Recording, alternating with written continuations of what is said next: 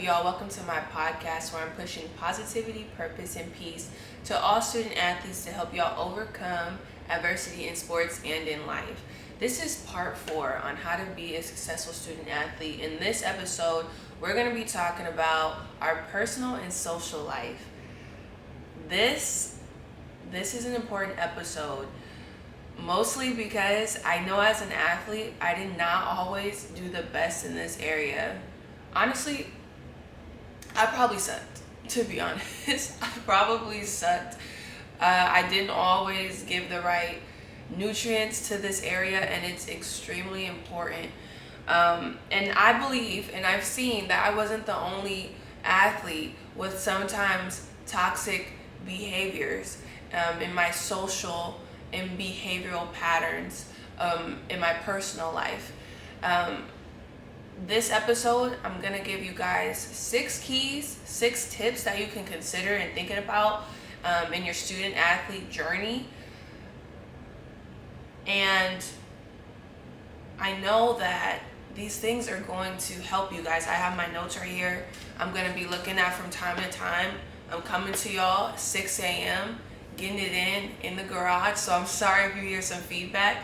But this episode is going to give you guys some good tips and good reminders on how to go about stewarding this aspect that often goes neglected in our pursuit of academic and athletic achievement. Okay? So first, I just want to briefly summarize some things that I noticed in our personal and social walk as athletes. In our personal walk, sometimes, a lot of times, we put too much identity in our sport. We hear this a lot, right? You probably heard some social media clips, somebody tell you, don't put your identity in sports. And we hear it, but it is so hard to do. It is so hard not to do this. I definitely idolize basketball, and I think a lot of us use our sport to redeem us or to save us, which it's not meant to do. It's not sustainable or stable enough for us to put our faith in it. You guys get what I'm saying? There's so many things we can't control as athletes, whether we get injured, whether our coach likes us, plays us. There are things we can't control, but they don't always result in the outcome that we want. You guys get what I'm saying? So to put our faith and our identity in this thing that can't last forever, even if you go to the next level, you're not always going to be able to play professional sport. We have to be mindful of that we know who we are outside of what we do. And that's beyond just our sport in college or high school. Secondly, not prioritizing time to reflect. This is huge. I think we can get intoxicated with being entertained and pleasure and all these things that we're not reflecting on how our actions, what we do and what we don't do, affect our neighbor, affect our coach, affect our teammates. I think a lot of times people can be confused why they keep having the same patterns, whether it's in relationships or outcomes in sport. And you have to take time to look at yourself and say, what am I doing? What could I be doing better? And is this contributing even a little bit to the outcomes I'm experiencing? Lastly, in the personal walk, I would say not prioritizing enough mental rest. And this is huge. I am a big advocate, and what I found out from my personal experience is that sleep can only do so much. If you sleep even 10 hours, 12 hours, you can still wake up tired. You know why? Because your soul is weary, okay? Your soul is weary. You are carrying a ton of things. I know I was not good at this area, mental rest. I didn't have boundaries in my thinking about sport. I played D1 basketball, and I would think about it all day, like doing my hair, watching TV, at a team event, at training table, whatever. I'm always thinking about it. And although it may sound committed or cool on the surface, like something you should be doing, it's not beneficial. I'm telling you, you gotta have that mental rest to where you're like, okay, when I'm in the gym, I'm in the gym, right? You might as well get better. You might as well work hard. When I'm in weights, I'm in weights. I'm working hard. And when I'm watching film, I'm doing that. But when you're not, when you're doing something that's supposed to energize you, or is something else stimulating your mind, be present in that as well. Be present in that as well, because if you are constantly thinking about your past, your mistake, your failures, what you did or didn't do on and off the field, I'm just being blessed starting out strong with this, because if you're an athlete and you're watching this, you know how consumed you can get with it. Although it's challenging, I want to challenge you to try to have those mental boundaries with yourself, okay? You can't be thinking about it all the time, and we're going to dive into this a little bit deeper with the 6 keys. In the social life, I see toxic isolation. Toxic isolation. Why is it toxic? Because it is not good for man to be alone. That's one of the first things God said wasn't good. It's not good for man to be alone, and so often out of convenience, which I get, right? As athletes, we're doing a lot of things that are not convenient. We're going to a community event when we got homework, and we're performing and our body hurts, and we're serving and we're maybe not always getting what we want. We're doing a lot of things that are inconvenient, so sometimes we settle for things that are convenient. But I want to urge you, this is not always the best thing, especially when it comes to relationships. We need people to help us, to give us faith, to give us hope, to encourage us. We can't do this walk alone. Also, too much social time is on the other end of the spectrum. I'm not advocating for us to be super social to where we're not handling our responsibilities on and off the court. That is not what I'm advocating. That will get you cussed out. That's gonna get your coach to want to recruit over you. Like, we gotta have a balance here. And as humans, it seems like we have a hard time finding a balance. It's like we're over here and there's some things we need to change, but instead of just changing them things, we just take it all the way out and we go all the way to this side, right? We gotta find that happy medium to where we're stewarding our social and our personal life, but we're not doing it too much to where we're neglecting everything else, right? It's a balance. That's why this journey is so rich, because we're doing a lot in a little bit of time. Lastly, choosing the wrong crowd. Last but not least, choosing the wrong crowd. This is huge. Who you're around affects you. Like, we've heard this, right? Who you're around affects you. Bad company corrupts good character. There's this rule that I heard of recently. It's about proximity, and it's suggesting and highlighting how you are going to grab onto whatever you're close to out of convenience. For example, say if there's only like crappy food, right? You're an athlete, you're trying to eat healthy, and there's crappy food in the fridge or in the cabinet. You don't really want that food, but because you're hungry and it's close and it's convenient, you're just gonna eat it. Period. And that's the same with our friend group.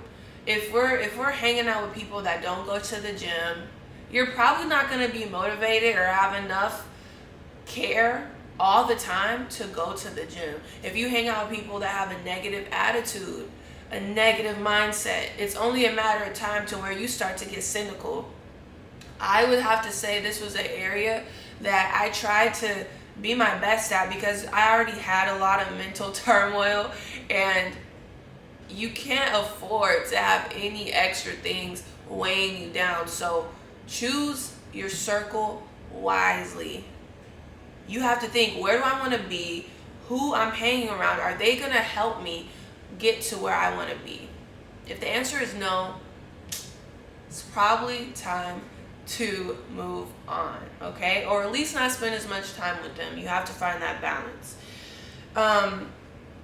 Like I said, we're gonna get into the 6 keys, but this episode was really on my heart because I just see this influx of behavior and ideas. The culture on social media is pushing this toxic isolation, narcissism, self-preservation, just all these ideas that kind of breed this concept or even projects this idea like we don't need others, right? Like, I'm good by myself.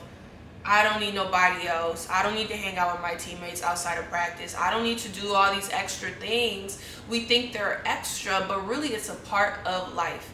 It's a part of building camaraderie. It's a part of having a championship team. Not just thinking about yourself. It's a part of having good relationships, whether it's with your coaches, professors, teammates. Like, those things are not extra, although they may feel that way sometimes. Those things are essential to our well-being. Okay, we need people, and what I have here in my notes is the strength of your community is what truly makes you wealthy. The strength of your community is what truly makes you wealthy. And y'all, that's in wisdom, knowledge, finances, that's in hope, faith, encouragement, motivation, right? Like, I think one of the easiest examples to think of is if you're a kid. If you're a kid and your parents are broke, you're probably going to be broke. If you're a kid and your parents have money, you have money. But you don't actually have the money. You're not the one making it. But because of the proximity, because of who you're around, you are taken care of. You have food. You have shelter, right? That is the same with our relationships. They add so much more than just a little high and by. Like, people enrich our lives. People enrich our lives. There's no human being that doesn't need another human being. We have to debunk that lie. Everything that someone has is because someone said yes to them somewhere along the way. Maybe you didn't have the people you wanted with you on your journey, which is fair, and that's reality. But there was someone else that gave you a chance, or someone else that put you in the game. That was someone else that helped you and your parents when you were getting raised, right? So we have to look at the reality of how people enrich our lives and value that. We have to value that more. If we let this area die, if you find yourself depressed and hopeless and alone, the strength of your community probably isn't strong. Not as strong as it needs to be, especially being a student athlete. It's hard to keep your mental up with all the volatile things going on, all the ups and downs. It's important to have someone in your corner. I cannot stress that enough. I've done it by myself, and I've done it with people, and there's a huge difference in how I navigate certain seasons, or how I did when I was a student athlete, and even now. I'm much better because of the strength of my community. I also want to debunk something that I've noticed too. I'm sorry if this episode's really potent, like I'm just coming at y'all like with all these things. But it's important. It's important. I think there's been a lot of, when it comes to being a student athlete, I think there's a lot of good promotion around discipline. Like, you gotta be disciplined, you gotta get in the gym, you gotta do all the right things, you gotta put that time in. And this is true.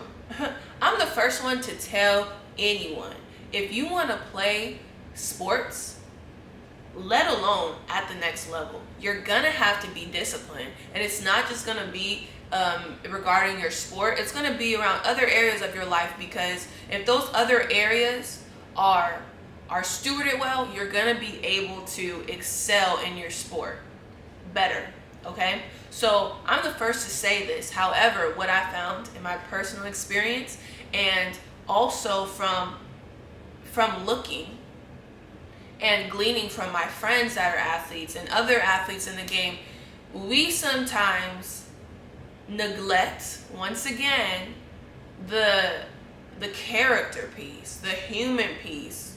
You are not just a robot. You are not just a person playing a game. You are a human that has impact, that has energy, that affects people, that is a ripple effect wherever you go. And when you neglect the fact that how you treat people, how you treat your teammate is going to change the trajectory of your team's success or your academic success.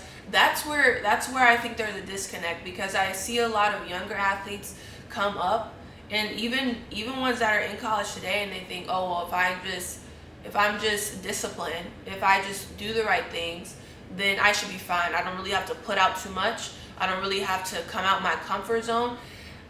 Discipline's gonna take you somewhere. There's gonna always be some type of fruit with discipline, but I just want to let you guys know that discipline solely is not gonna sustain you.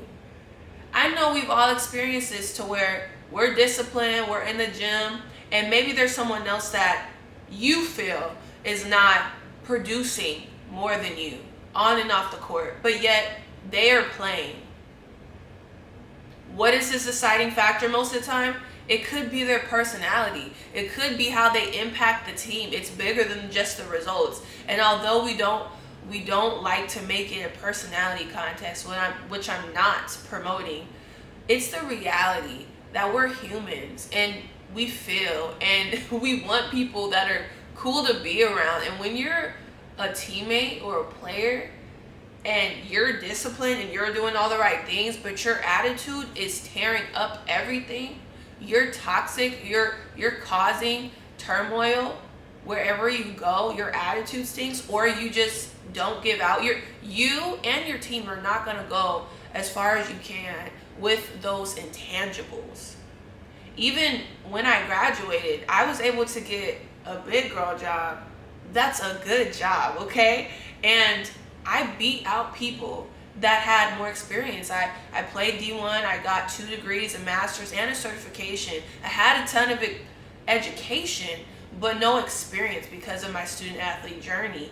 And I was able to beat out people, y'all. And I know it was because, of course, of the Lord's grace, but it was my personality. It was the intangibles I was bringing. It was my ability to adapt and adjust, my ability to communicate and be a team player.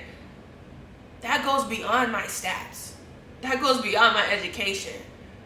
You guys get what I'm saying? So this matters, okay? And when we look, I know this because when we look at the greatest entrepreneurs, athletes, fathers, mothers, the families, these people, right? The greatest communicators, any category of occupation you want to put, they have community. They have people around them that are nourishing them, pouring into them, challenging them to be better. And that is what's continuing to help them excel in their life. So we need people. This is important. I wanted to lay that foundation because I feel like if you just tell people information, they may not always listen. It's like, okay, why is this important? This is why it's important. Because who you are is more than an athlete. How you move in this world does matter. It does matter. And you are going to reap what you sow. And as a student athlete, the platform you have, the eyes that are on you, you have such a great opportunity to be a light in someone's life. And it doesn't matter who you are. Unless you're like a psycho or a serial killer, you don't want anybody else to hurt or to feel alone or to feel isolated, even your worst enemy. And because you're in that space with all these people, you have an opportunity to make somebody else's life better, even if you're not getting everything you want, which it's not what it's all about. Wherever you go, know that you have a light. You have seed that you can use to plant and make somebody else's life better. I can't stress that enough. We can't waste this opportunity with our platform to make the world a better place. So, we are going to transition into some things to consider and apply to these areas of our life, personal and social, as athletes. This is just an umbrella. The keys can apply to both. You'll see what I mean when I give the ideas. But I really hope that you guys take this into consideration. If you made it this far, I know that you're hungry to get some clarity around this area and how to be better. So I appreciate you watching. We're going to get into our 6 keys. So our first one, which we kind of already honed in on, I already drilled. The first tip or key, excuse me, I'm going to get some water because it's 6 a.m. and yeah, I need something. Okay. The first key is to invest in people. Invest in people.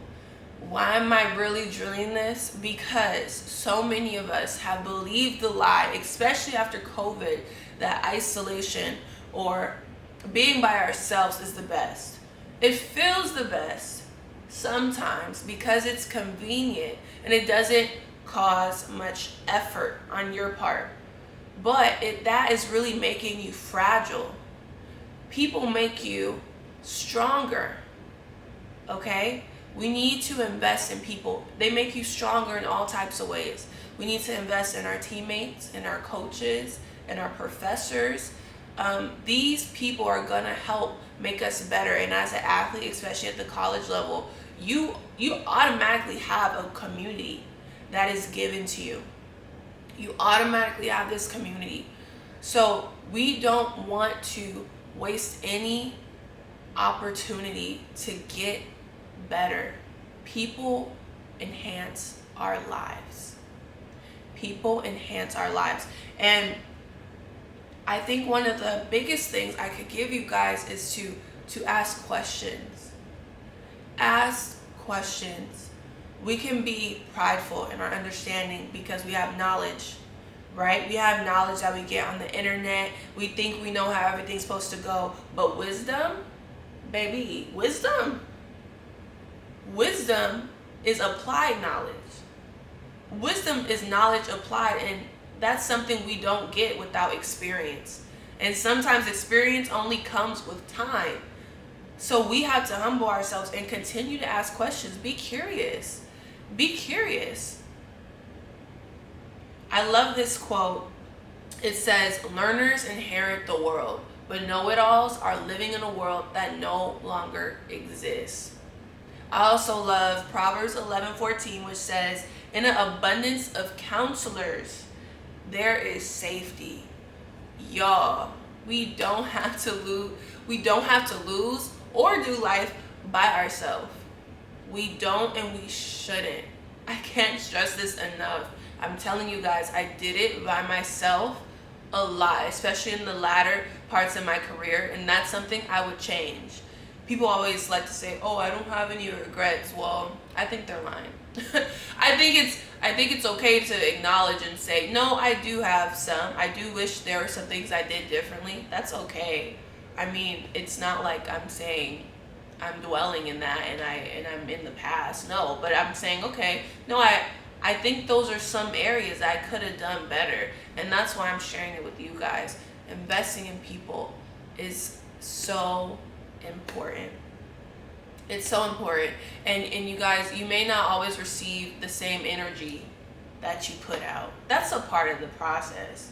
You're not going to make every shot that you take. You're not going to, hit every, I'm trying to think of another sports analogy. I'm sorry, y'all. I can't right now. But you know what I'm saying? Like, that's a part of life. You may smile at someone and they may not smile back.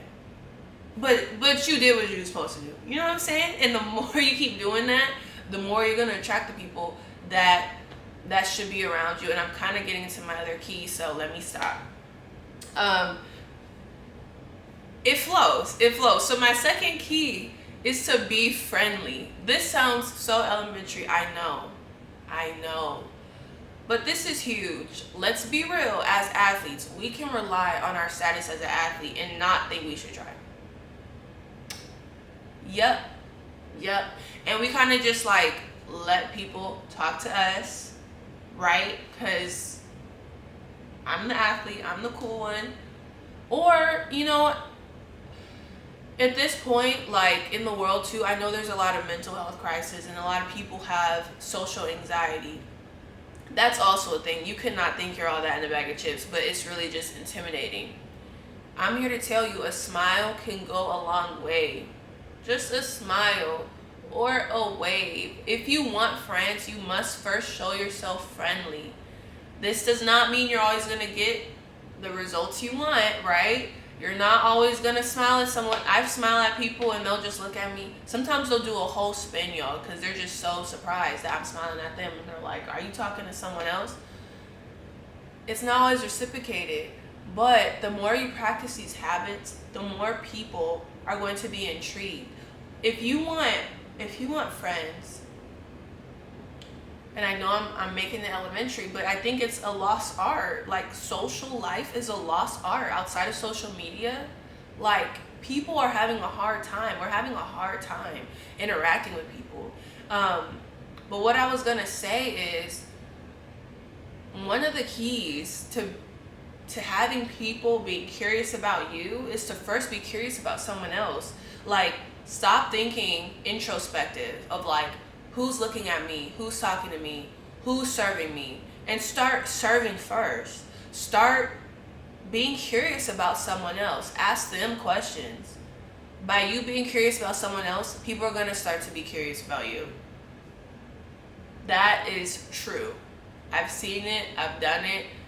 The more you give, the more is going to get poured into you. And it's not going to be a one-to-one interaction, like I keep reiterating, because I think that's what sometimes discourages us. We're like, if I put out 10, I want 10. Or better yet, I want 20.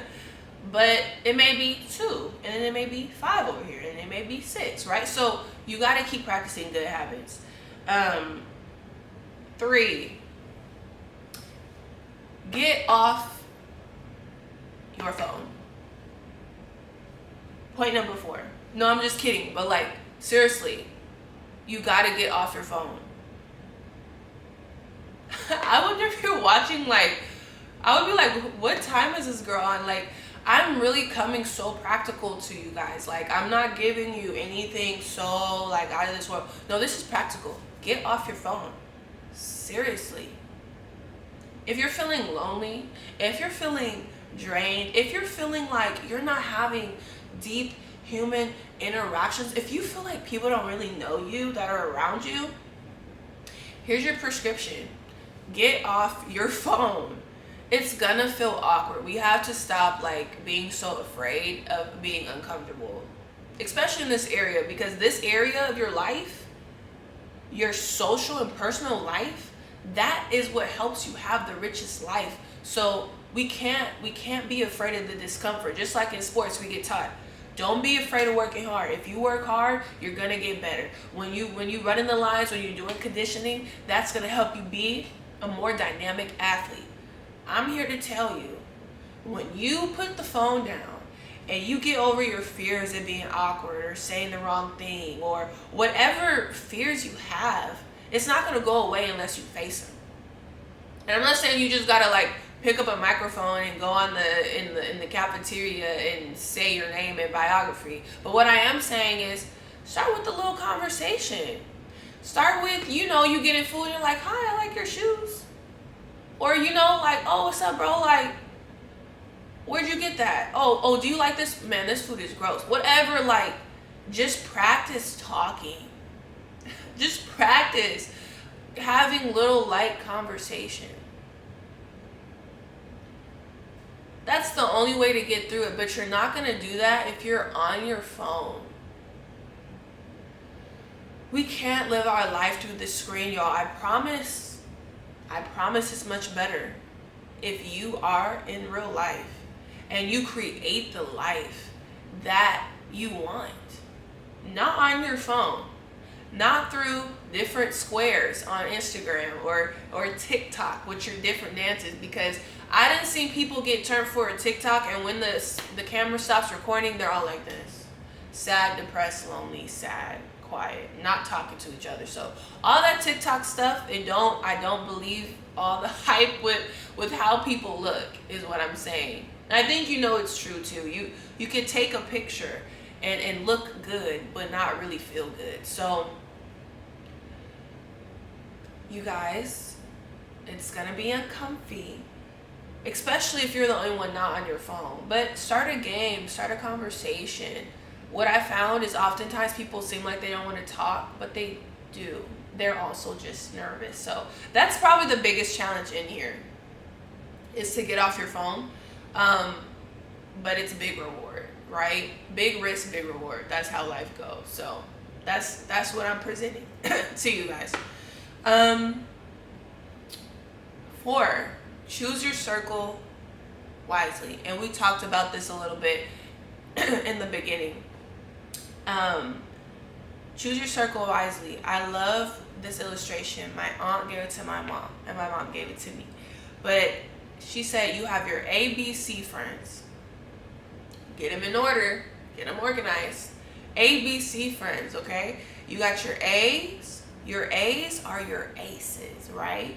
People that you trust to pour into you, to challenge you. The people that are on the same path that you're going, right? You're trying to be great. They're trying to be great. They're in the gym. You're in the gym. You guys are challenging each other. You trust. You guys laugh together. Whatever the situation is, right? These are your people that you want to be around. Then you got your B friends. These are people that you cool with. You want to be around, but maybe it's less time around, right? You can't be everything to everybody, but these are people that you still associate with and you like to spend time with.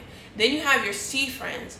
These are people that like you cool with, but you're not going to hang out with them too much because they're not doing the same things you want to do. Maybe they're drinking and smoking or whatever, like things that are going to deter you from being your best, right? And we're all in different places in our life. It's no judgment with those things. At the same time, we can't pretend they don't produce good fruit, right? So you have to be diligent and like, okay, these people I'm cool with. I'm not saying you got to be mean to people, but you have to have a pecking order in who you spend the most time with, because like as I mentioned earlier, who you're closest to is how you're going to be, period, right?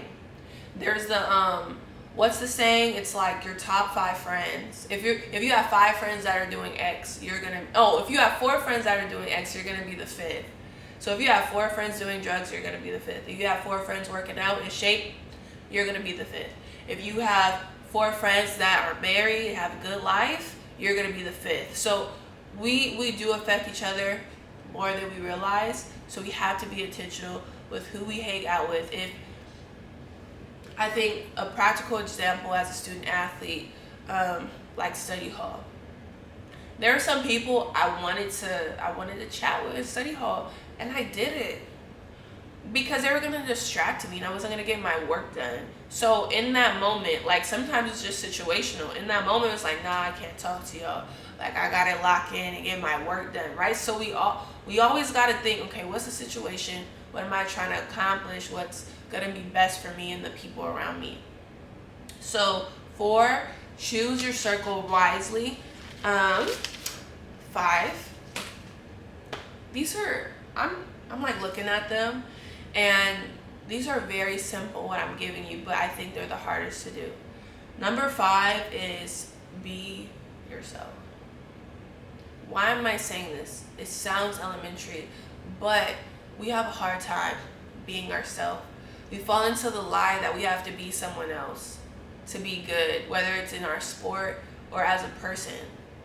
If you're yourself, you're going to have a better chance of finding people that love you for you. I think the worst feeling is feeling like you like me, but it's just because I'm good at sports. Or you like me because this is that and the third. But when you're yourself, even though it can feel lonely sometimes, which I've been in those lonely seasons, you are going to attract people that see you for you and are going to love you and like you. And that's what you want. There's already enough stressors, and it sucks when you feel like people don't like you for legitimate reasons. So be yourself, and you are going to find people that love you for you eventually. And it may not be on your team. It could be from another sports team, or it could be from another high school, or it could be from wherever. But I would just want to encourage you guys that who you are, what you offer, all of us have gifts, all of us have talents, all of us have a story. It's huge, and the world needs you to be you, not someone else. We already have a whole bunch of copycats. We already have a whole bunch of copycats. And although that seems like the best way because you fit in and you're cool, be yourself, be unique. That is what's truly radical, that's truly transformational, when you can come in as yourself and add that value to your team, add that value to your environment. Okay? So be yourself. 6, okay? This is important. We want to find time to reflect. We want to find time to reflect. I mentioned this earlier.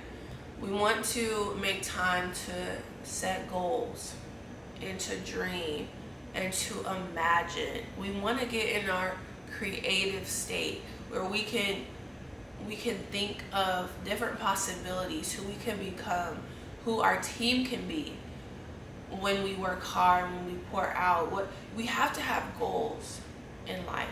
And as athletes, we know this very well. We set team goals, we set preseason goals, we set all these goals in the weight room, in the classroom. This is important for your personal life too. Who do you want to be? What type of boyfriend or girlfriend do you want to be? What type of teammate do you want to be? How do you want your life to be after college? Like, these are things you have to consider because that's going to shape your behaviors and what you do today. I think the biggest thing that I've learned about reflection, because I'm a reflector, I'm a deep thinker, but one of the things that I learned is you can't be in reflection all day. You can't be in reflection all day. And if you're not a reflector or a deep thinker, you're probably like, duh. But no, for us thinkers, overthinkers, you can't be in reflection all day. There's a time and a place. We talked about that earlier, boundaries. There's time to reflect and say, what could I do better? Can I be better here? You think of the situations, but then there's a time where you have to just live life. You have to trust your preparation. You have to trust your principles and your morals, and you can't be in this constant state of introspective, because then you're not going to pour out, and you're honestly going to feel more insecure because you're hyper aware in every interaction what you could do better. Well, that's not fair to you. And it's not realistic. You're not going to be perfect. But you go, right? You go in the locker room. Not literally, this is a metaphorical locker room. But you go into your private time and you think, and you're like, okay, you ask the Lord, you ask, like, okay, what can I do better? How can I be better? Okay, whoop. And then when you realize it, then you go execute. It's just like when you're in practice. I think we do this in the game too. I've talked about it on my other episodes. Like, you'll be in practice or in the game thinking about the last game or the last practice, and it's like, you gotta be present today. And when you're in the game, you gotta trust your practice. You can't be thinking about too much. You gotta trust the preparation. So I would want to urge you, don't spend have time to reflect, have time to dream, and then once you are done, you got to live your life. You cannot stay in this overthinking state, because you're not sovereign, boo. I know. And I'm preaching to myself. You're not sovereign. All these things you're thinking about before you wake up, you can't control it. You can't predict it. Over 90%, and this is a fact, over 90% of the things we think about don't actually happen. The things that we worry about, they don't actually happen. So we have to steward our minds and our talents in a way that is useful for us, that benefits others. We don't want our mind and our talents to control us. Does that make sense? So reflect, make goals, think about, like, is how I'm treating this person today, is that gonna be how I treat my wife or my husband? Someone that I care about. Is this sustainable habit? That's how I like to think anyway. And I make my decision off of that. So those are the 6 keys. Here's a bonus, because honestly I should have said 7 keys. But here's a bonus, 7. Prioritize, capital G-O-D. Yes, God. This is a game changer. God has been my anchor You guys, in college sports, oh my gosh, I felt like I was drowning so many times, frustrated, angry, resentful, and yet how I was able to impact others, how I was able to love and forgive. That is nothing but the power of the Holy Spirit. I cannot lie to you guys. I don't know how other people are doing it. I don't know what other podcasters are saying, what other athletes are saying. But what I do know, something that is very real, something that is everlasting, is God. Is God. Prayer. Going to Him in prayer. Going to His Word. His Word is good. Some of you guys, I've listened to God to the point where I wanted to cry. I'm talking about denying the flesh. I'm talking about serving, not getting what I want. I'm talking about respecting authority that I didn't respect at the time. I'm talking about having hope. I'm talking about pouring into others. Like, I get compliments on how dynamic I was, and people don't know that in my private time, I'm crying out to God. I'm crying out to God. There's nothing else that I can subscribe to because nothing else works. The drugs, the attention, the Instagram likes, the clout, the pep talks. I feel like a lot of younger athletes, they love the pep talks, or they're not pep talks, y'all. The pre-game talks or post-game talks. Like, everybody wants to, those don't make you feel good. Get into the 1,000-point club, get into all these things, scoring 30 points, whatever. Like, it don't hit. It don't hit. This world is going to try to give you quick fixes. It's going to try to also tell you you can do it on your own. But if you could, you would have already done it. This is probably the most important thing I could say to you. Actually, it is. God loves you. He sees you, and He knows your story more than anyone, more than yourself, because He doesn't forget not a thing. He doesn't forget a thing. He understands why you're hurting. He understands your goals. He understands where you want to be. He also knows that if you do it by yourself, you are going to self-destruct. You're going to sabotage yourself. And it may not be in every area, but it will be in some, which He doesn't want you to have to go through. I am a Christian. Probably not a surprise based on what I've been saying and what I'm saying. And I think what deters people from God is because we think, if I follow God, then I should have an easy life. But God never promises us that. He actually tells us that when we follow Him, it's going to be tougher. Because not only are we dealing with the world, but now we're dealing with our flesh, and we're trying to be better, we're trying to do good, right? And I think another thing that deters us is we look to people to be God. So someone says they're a Christian, we see them mess up or not act in a godly way, we say, oh, I knew this God stuff ain't real. Like, no, they're a human. The word is still the word. God is still good.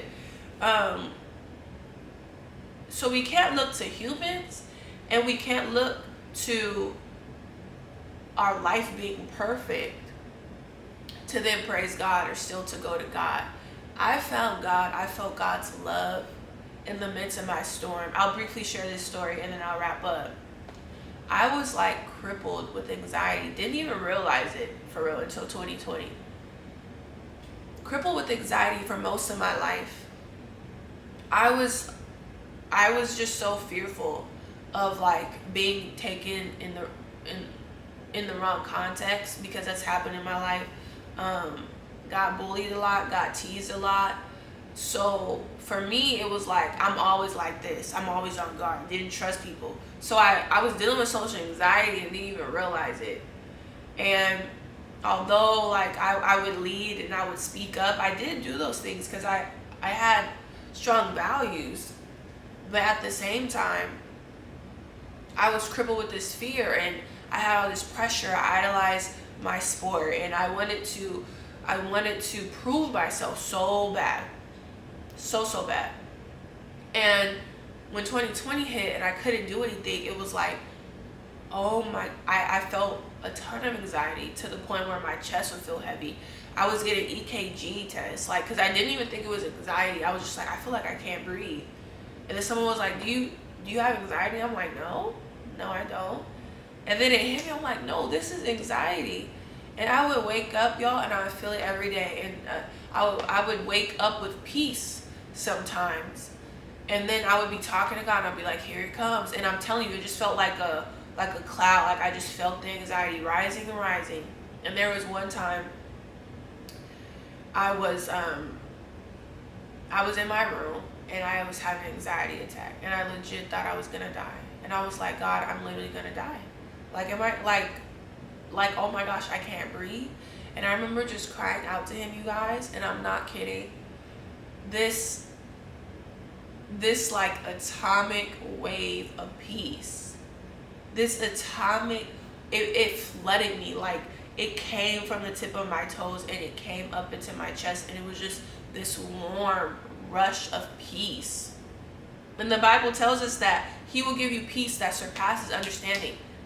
When you guys hear me say this, like, this was not my peace. This was not my doing. If I could have stopped my anxiety attack, I would have done it I wouldn't even let it get to an anxiety attack. I was in the midst of drowning, and God saved me. I remember feeling so much peace that I went from crying out of desperation to crying out of just love and just comfort, and just, I felt so cozy. I'm not kidding. Like, I felt like I was just crying to my friend, or crying to my dad, or like a brother, you know? It was the most amazing thing, a most amazing time when God showed up to me. And why am I sharing this? Because that was a really big moment in my life, but also because I don't think we call out to him enough. And I think sometimes we wait till it gets really bad to surrender something or to go to him. But he's who we should go to first. And I really wanted to do more on my faith and bringing the Bible principles into the athletic realm, because this is huge for us as athletes. God's principles, they translate to every spectrum of life. But I don't have the bandwidth or the capacity to do so in this season, in the podcast arena. However, you guys, God is huge. He knows you. He knows your purpose. What better person to chat with? What better person to help you? The God of the universe. Not the universe itself. God created the universe. The God of the universe. If you prioritize God, if you get into your word, he will not only heal you and transform you as a person, he's going to make you a better athlete. I guarantee you. So that was the pod. I hope you guys enjoyed it. And if you watch this, you're hungry, and you're starting off on the right path. I'm gonna do that again. If you're watching this, I know you are hungry. You're on the right path. I just want to encourage you. You're seeking counsel. You're seeking wisdom. And give yourself grace. You're not going to be perfect. You're never going to be perfect. It's a constant growing process, right? Even the best are still growing and still doing their research and still seeking out counsel to keep getting better. So don't be discouraged. If you made it to this far again, I'm so proud of you. And I want you to know that what you're doing is not in vain. What you plant in the ground, the seeds you're sowing, are not in vain. I know I felt that often, like, God, I'm not getting anything I want. Why am I still doing good?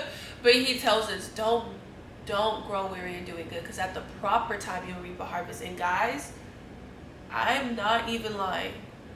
Sometimes I just cry because the life that I'm living now is such a dream.